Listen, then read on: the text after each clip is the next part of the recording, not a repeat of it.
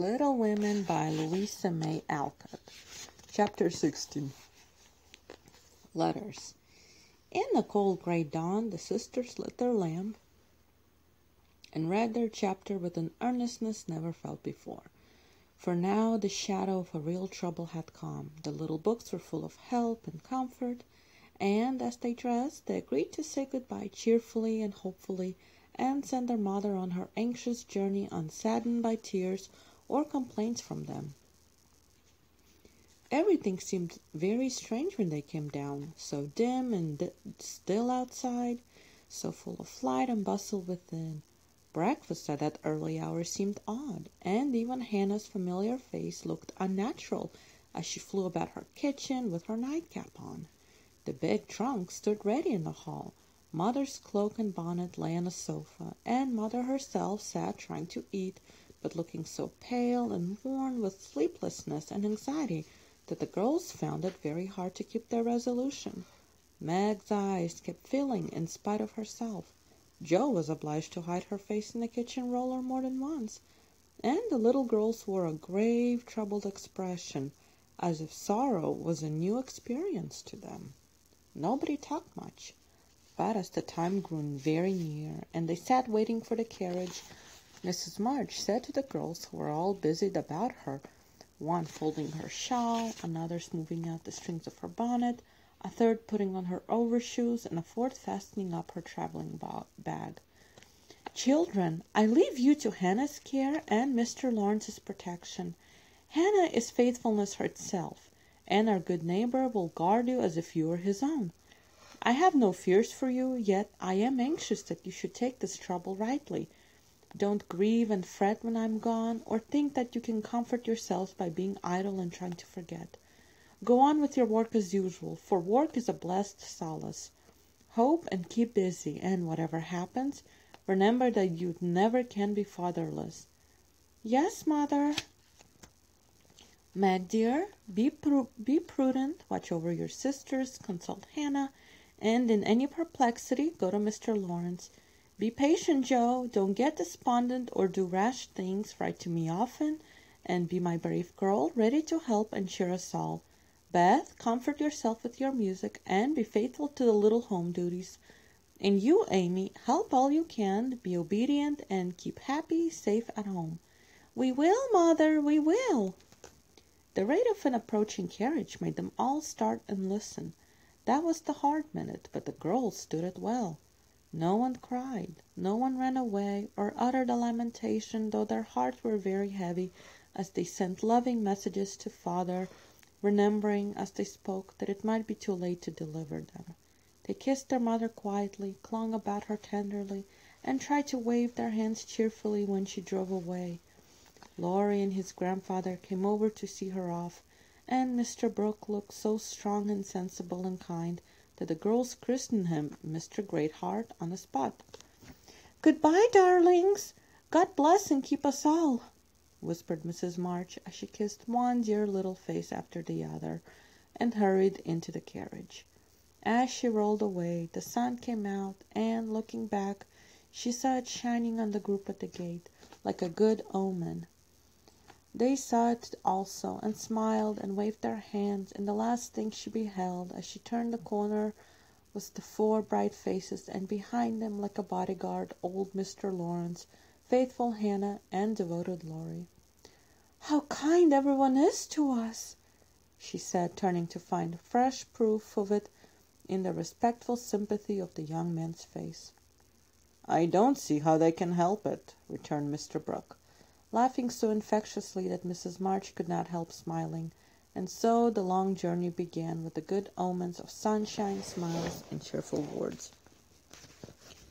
"I feel as if there had been an earthquake," said Jo as their neighbors went home to breakfast, leaving them to rest and refresh themselves. "It seems as if the house was gone," added Meg forlornly. Beth opened her lips to say something, but could only point to the pile of nicely mended hose which lay on Mother's table, showing that even in her last hurried moments she had thought and worked for them. It was a little thing, but it went straight to their hearts, and, in spite of their brave resolutions, they all broke down and cried bitterly. Hannah wisely allowed them to relieve their feelings, and when the shower showed signs of clearing up, she came to the rescue armed with a coffee pot. "Now, my dear young ladies, remember what your ma said and don't fret. Come and have a cup of coffee all around, and then let's fall to work and be a credit to the family." Coffee was a treat, and Hannah showed great tact in making it that morning. No one could resist her persuasive nods, or the fragrant invitation issuing from the nose of the coffee pot. They drew up to the table, exchanged their handkerchiefs for napkins, and in 10 minutes were all right again. "Hope and keep busy. That's the motto for us, so let's see who will remember it best. I shall go to Aunt March, as usual." "Oh, won't she lecture, though?" said Joe as she sipped with returning spirit. "I shall go to my King's, though I'd much rather stay at home and attend to things here," said Meg, wishing she hadn't made her eyes so red. "No need of that. Beth and I can keep house perfectly well," put in Amy with an important air. "Hannah will tell us what to do, and we'll have everything nice when you come home," added Beth, getting out her mop and dish tub without delay. "I think anxiety is very interesting," observed Amy, eating sugar pensively. The girls couldn't help laughing and felt better for it, though Meg shook her head at the young lady who could find consolation in a sugar bowl. The sight of the turnovers made Joe sober again, and when the two went out to their daily tasks, they looked sorrowfully back at the window where they were accustomed to see their mother's face. It was gone, but Beth had remembered the little household ceremony, and there she was, nutting away at them like a rosy-faced mandarin. "That's so like my Beth," said Joe, waving her hat with a grateful face. "Goodbye, Maggie. I hope the Kings won't train today. Don't fret about father, dear," she added as they parted. "And I hope Aunt March won't croak. Your hair is becoming, and it looks very boyish and nice," returned Meg, trying not to smile at the curly head, which looked comically small on her tall sister's shoulders. "That's my only comfort." And touching her head a la Laurie, away went Joe, feeling like a shorn sheep on a wintry day. News from their father comforted the girls very much, for though dangerously ill, the presence of the best and tenderest of nurses had already done him good.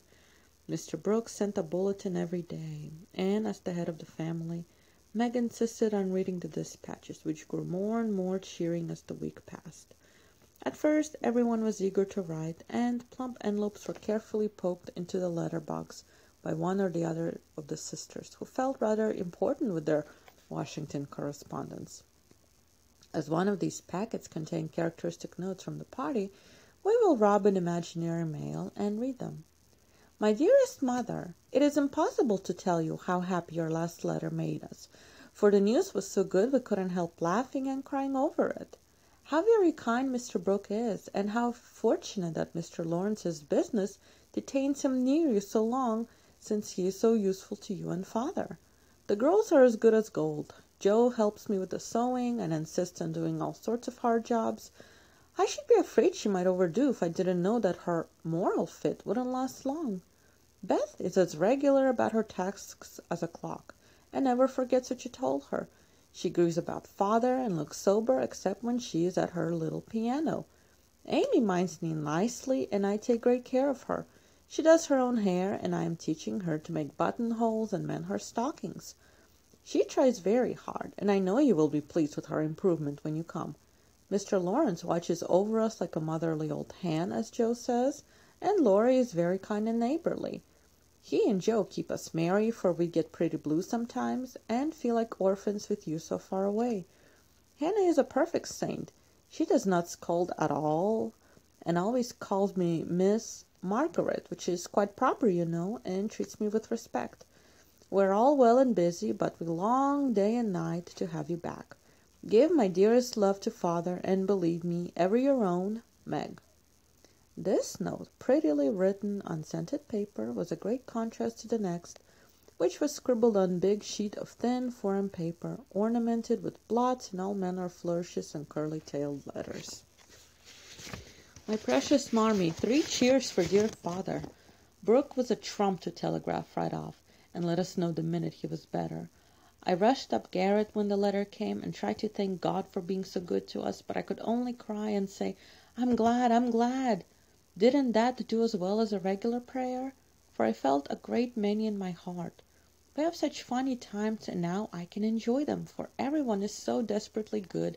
It's like living in a nest of turtle doves. You'd laugh to see Meg head the table and try to be motherish. She gets pretty every day, and I'm in love with her sometimes. The children are regular archangels, and well, I'm Joe, and never shall be anything else. Oh, I must tell you that I came near having a quarrel with Laurie. I freed my mind about a silly little thing, and he was offended. I was right, but didn't speak as I ought, and he marched home, saying he wouldn't come again till I begged pardon. I declared I wouldn't and got mad. It lasted all day. I felt bad and wanted you very much.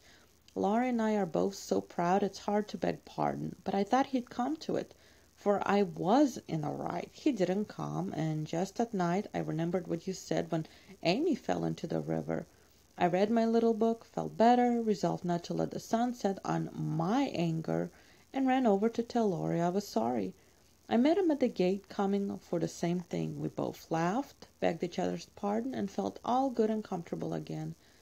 I made a poem yesterday when I was helping Hannah wash, and as father likes my silly little things, I put it in to amuse him.